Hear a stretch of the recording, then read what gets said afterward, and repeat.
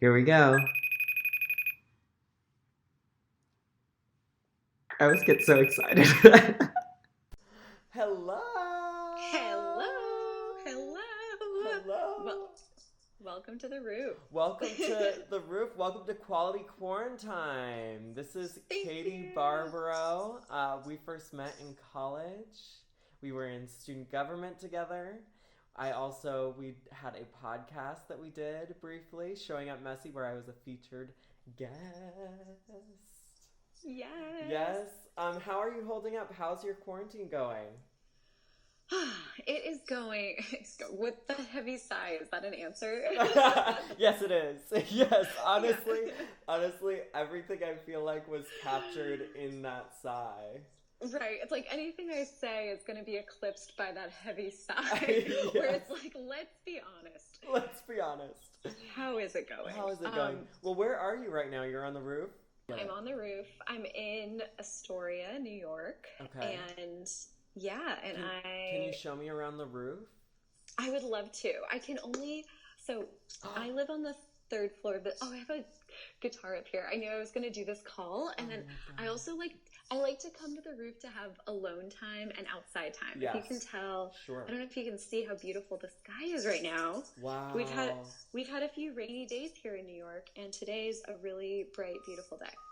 Yeah, Okay, I love that. so that's part of the roof is the sky. There it is. Wow. And then, I like to walk on this side of the roof because it's over my bedroom. I don't want to disturb, the other quarantinis. That's very considerate of you. Thank you. I really try. Here, let me turn this around so you can just get a little view of the city. I would love Let's that. see. Okay, here is. Wow. It's a really nice skyline. I mean, it's just like. Mm-hmm. Yeah, we're just in New York. A tree grows in Brooklyn, but it's actually in Queens. Let's see. It's, yeah, oh my gosh. And then over there, you can see the Empire State Building from here, which is kind of fun. Oh, that's cool. That's awesome. Yeah. Weren't you recently planning like a world vacation, like a tour somewhere? I was planning to go to Bali. I would have been there right now. Oh my This would have been gosh, the wow. middle of this festival that I volunteered at last year. And this year I was going back full circle. I was going back to the festival to lead improv workshops for people. Oh my gosh, so cool. Which would have been very fun. In Bali? In Bali. Like, how does one stumble upon that opportunity, or how did that opportunity arise? Okay, so I was living in Thailand. I was volunteering there at a yoga teacher training, and also while I was on the island, like they have this ecstatic dance community, which I love. I've done ecstatic dance here in New York. They have it in Los Angeles. I haven't been to it, but it's fantastic. It's this global community that does ecstatic dance, which is basically it's a giant conscious dance party. So there's music, a DJ kind of curates a set that takes you on a journey throughout the dance. Okay. And there's no talking on the dance floor. There's no drugs or alcohol here. The goal isn't necessarily to like dance with people. Mm-hmm. It's really about like connecting with yourself and like getting into your own flow and energy and like really engaging with the music. And then also it is really fun to dance with people if you want.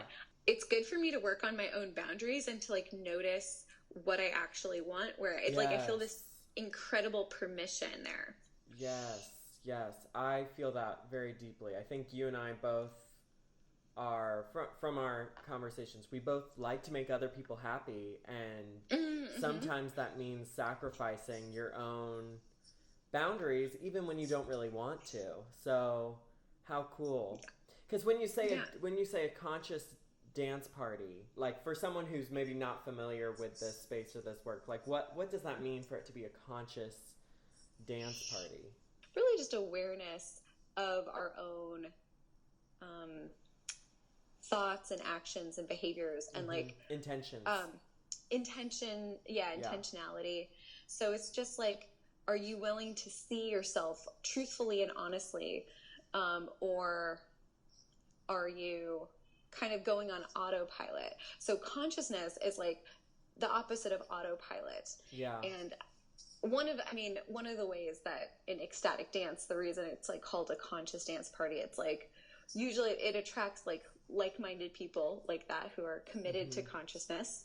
And of course, this isn't about like some puritanical, like you're either conscious or you're not. Like anyone can be conscious at whatever level they're at. There's no like hierarchy.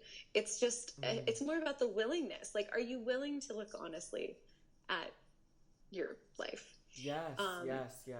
And I love how you're presenting it too, because it's like what I think about you is that when you talk about these things, there's such an approachability to it.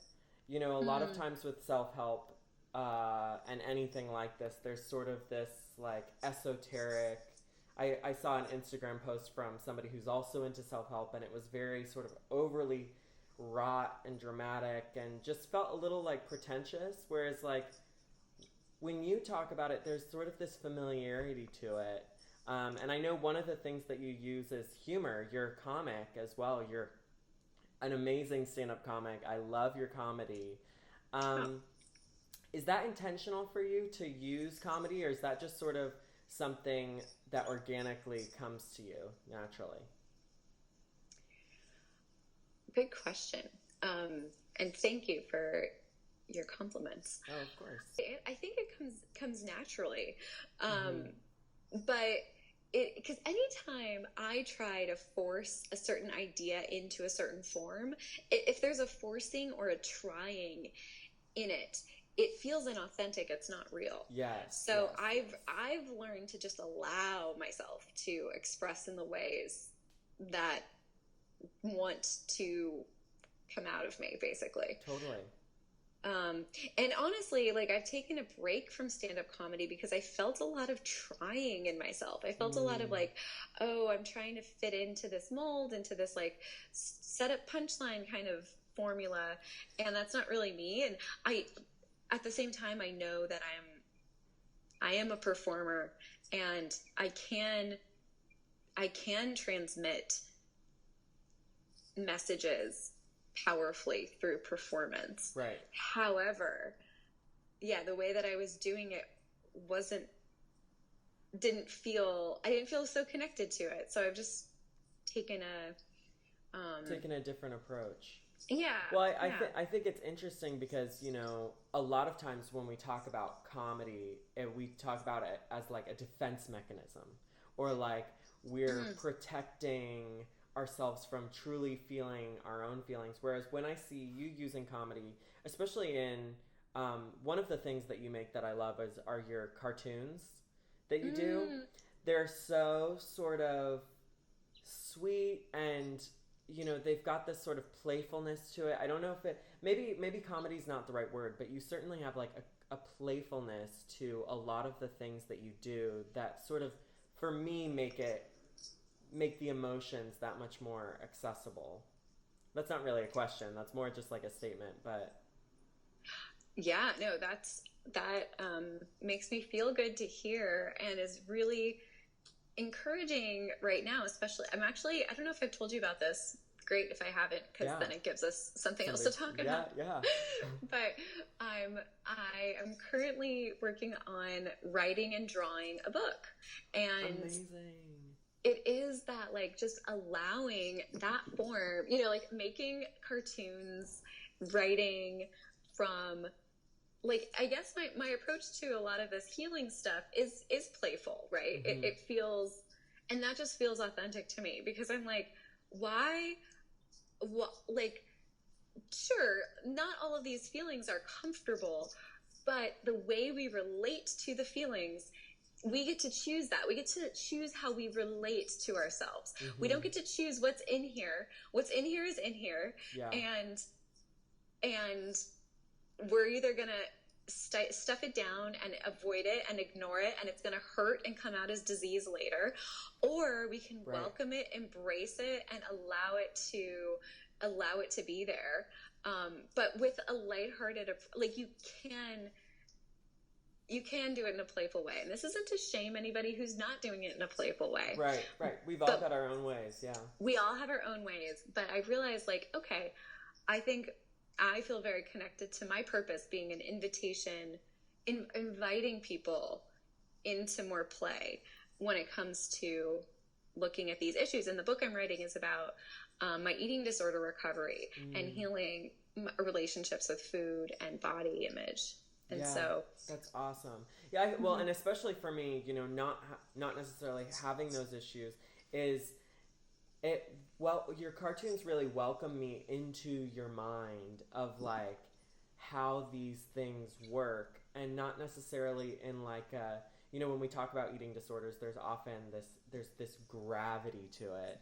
There's this heaviness to even talking about the topic and bringing it up. And that's something I love about your cartoons, is it's like you are technically talking about very serious issues, but it being this cartoon, and almost like I see the conversations that are happening in your head in and around food.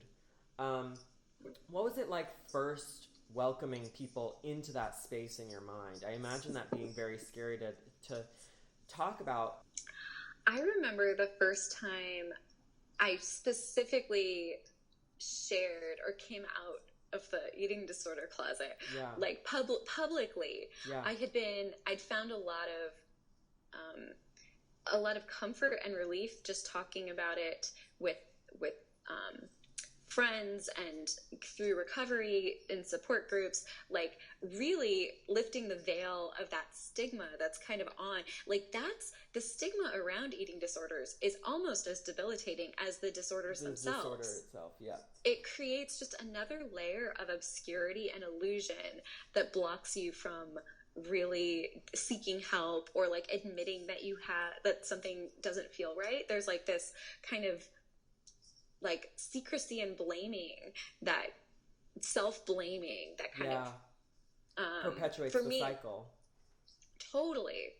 And so I remember I was very open talking about it with friends and acquaintances, people I just met, and a friend asked me on to her podcast to talk about it, and I kind of knew it would come up, but it was my first time ever really talking about it publicly. Oh, wow. Yeah. And I realized, like this is all it really takes is just talking about it. I don't have to have any crusade, any like hidden motivation, or not hidden motivation, but like I think it's enough to just destigmatize it to the point where you can talk about it in conversation. Yeah. To make it like that's already just moving the needle of where... Right. You don't have to come in with statistics and this is what needs to be done and this is how we fix it and like let's all work together. And this is how we fight it. You know, oftentimes when we talk about any sort of disease or anything, it's all about fighting it. And when we fight something, it almost, you know, even in the way that we're talking about this pandemic, we're talking about it as like a war on the pandemic. And, you know, when we talk about things in that way, it makes them stronger. It almost makes it stronger because what you're fighting against becomes... And so, if you just sort of, like you just said, just being comfortable in talking about it is sometimes enough. Definitely. And you're right. Anything we resist becomes stronger. Everything has an equal and opposite reaction. So it's 100% true. Like the more we resist something, the more we say, no, I'm okay. I'm fine. I'm not feeling bad. It's like that darkness, that bad feeling, whatever you're resisting is just going to get stronger. And eventually, you know, we're going to have to blow the lid off of whatever you're cooking. Yes. You're cooking. I love that. Cooking something. I love that. What are you cooking? That's a great question. What are you cooking? What you cooking in there? What you cooking in there? And when is it going to be done? I think it's going to be done. Yeah. I'm ready to eat. I'm ready to eat. Are you hungry? and during this quarantine, how are you holding up mental health wise? And are you at all struggling with food and all of that? Speaking of cooking, I will say this quarantine, honestly, it's been very positive for me personally, because it's been like this time of kind of recalibrating and getting back into my own energy and my own rhythm. So Same. It's been helpful for really giving myself permission to spend chunks of the day writing, to like create structure for myself. Like I feel a sense of real agency and freedom in how I structure my life. That's not to say that I haven't had moments where I've been struggling. Like plenty of mindless snacking where I'm like, oh my gosh, okay, so we're cooking dinner, but we've also eaten a bag of chips while we're cooking dinner. Cool. Like you're looking for something to do. Like I can feel when I'm avoiding whatever's going on inside, whenever I'm like, I'm not ready to cook yet, like the inside stuff. Yeah. And a big part of this, honestly, is being really, really gentle with yourself. And the way we relate to ourselves when we get into those patterns of self-sabotage does a lot. Like that's really where the opportunity is to grow or to feel defeated by your inside world. It's not about doing this perfectly. It's about welcoming all that's there. When I asked you about consciousness earlier, sometimes that's all it is just being like, what's going on? What am I feeling? Why am I acting in the way that I'm acting? Now, I had a conversation with my mom earlier this week about her being a first-generation truth seeker, how she was not necessarily taught to talk about her feelings. And you are someone who immediately comes to mind when I talk about a first-generation truth seeker, because you also you were raised in sort of a similar way to how my mom was. What events sort of led you to go on this path of authenticity and vulnerability? I love that term, first generation truth seeker. Yeah. It's such a good way of putting it, because it's not to blame anybody who didn't grow up this way. It's just, it's 100%, you have like a kind of paradigm shift in yourself that's like, oh, this is not correct. or like there's more truth to be found. And valuing that. Right. Some people just don't, they're like, I value comfort over truth. And that's fine. I value comfort over truth. Wow. Yeah. Oh yes. I feel that for sure. And that can be uncomfortable for people to hear, though. Well, that's the thing about. I mean, Lizzo says truth hurts. Sometimes truth hurts, and sorry to say, I know I just asked you a question, and here I am segueing. But when I was writing about my 20s, and some of the more uncomfortable parts of my life, it's talking about those is there are people who would be offended or hurt by my experience with them, and it's like, it's nobody's fault, but this is just how things happened, and talking about them in a way that acknowledges the pain it's not about blaming anyone. It's just about, this is the truth of my experience. Anyway, so go on. No, I love that. I mean, I will, but also just hearing you say that, like, something I heard yesterday in this great meeting I was in with all these really wonderful souls, something someone said really stuck with me, which is that pain and love are the same energy. It's the same exact energy. And that's often why we feel they're both the energy that just makes things go, that makes life move, that propels us forward.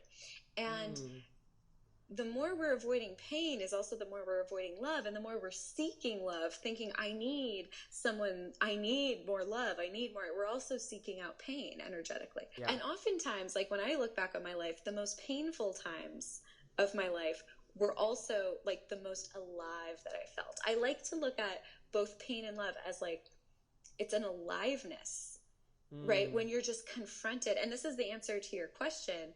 Like, I think when I was confronted with like the most pain I had ever felt in my life, which was when I had this giant breakup where I thought like I'd been dating my boyfriend at the time for like almost 5 years. I was sure we were going to get married and have kids and just be, I had a whole vision. I was fully committed to it. That was my life. And then I found out he was cheating on me. And that just, what it did, it just created an instant paradigm shift where I was like, wow, everything I thought was true was not actually true. And I felt deeply betrayed, but at the same time, deeply alive. Like that's kind of the aliveness that I'm talking about. It's like, wow, I'm really seeing very clearly right now. Right. And what feels like the first time. Yeah.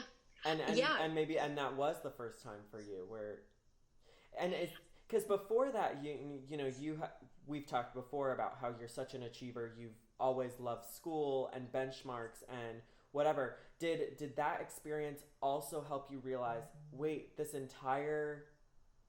my entire mental system needs to be retooled and reworked?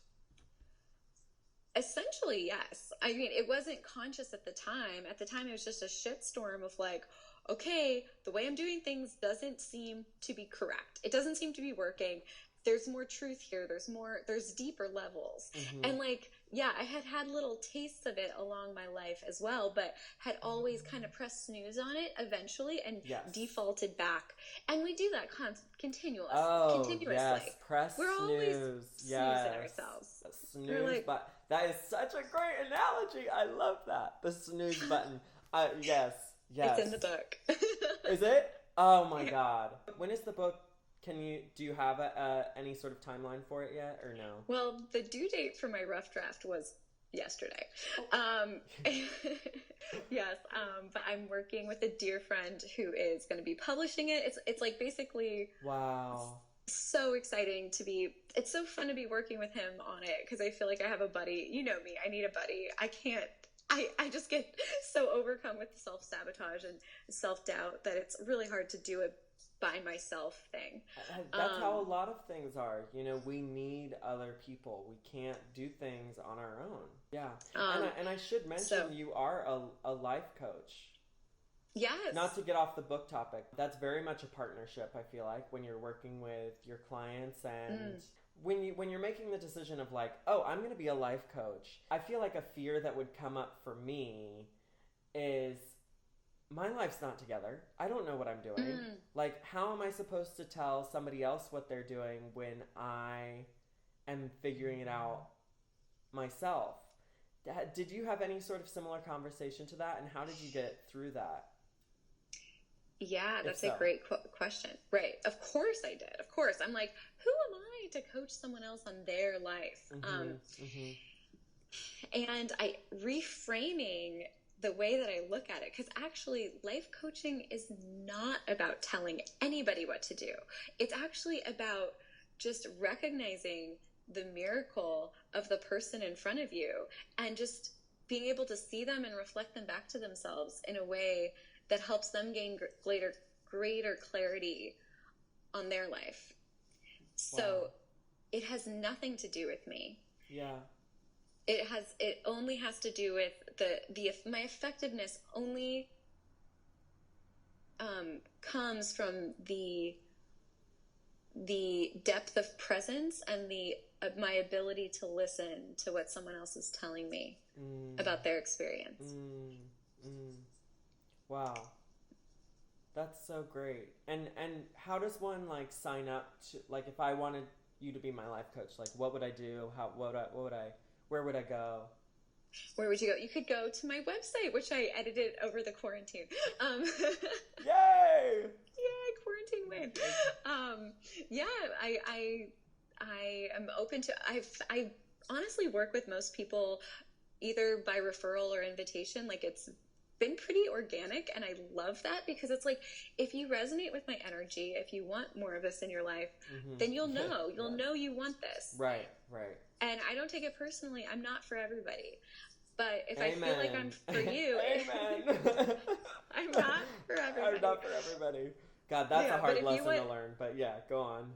Tell me about. But you are for so many people. Yes. And how often do we dim our sparkle or like hide ourselves because we're like, oh God, I'm not for everybody. It's like, thank God you're not. The more you are, right, the more you're going to find your people. Totally. Preach. And I'm talking to myself, because I will come out of my of the coaching closet as like, I hadn't been really putting myself out there very much and saying like, hey, this is, and it's totally based on this fear of perceived rejection, right? Like, oh, if I make a post about this and no one responds, then am I going to feel abandoned or worthless or whatever? And it's like, you know what? Yeah, but if I don't make the post about it, what if someone who actually could benefit from working together doesn't find me? And it's just depriving the world of our brilliance. Well, Katie, I think you are brilliant, and I am so grateful to have met you when I did, and to have seen you grow the way you have. And I know that there was a period, like with many of my relationships, there's a period where we've gone away from each other, and we've done our own growing, and then to come back together the way that we have is just so beautiful to me. And I'm so grateful for your friendship, and I just think you're awesome. I just think you're so awesome. I am so grateful for your friendship, and I really just I am so inspired by your intentionality and excitement for everything that you do. You do 100% with your full self, and your heart is just like, I can feel your heart. Oh, Katie, thank you. Always. Yeah, thank you. It's really a gift, and I'm just really, every time I see you putting yourself out there, I'm just cheering for you, and for everybody who gets to be graced by your presence. Honestly, stop. It's true. It's very true. Well, thank you. Well, just to close us out here, do you have any current obsession or anything that you that's helping you get through this time? Baths.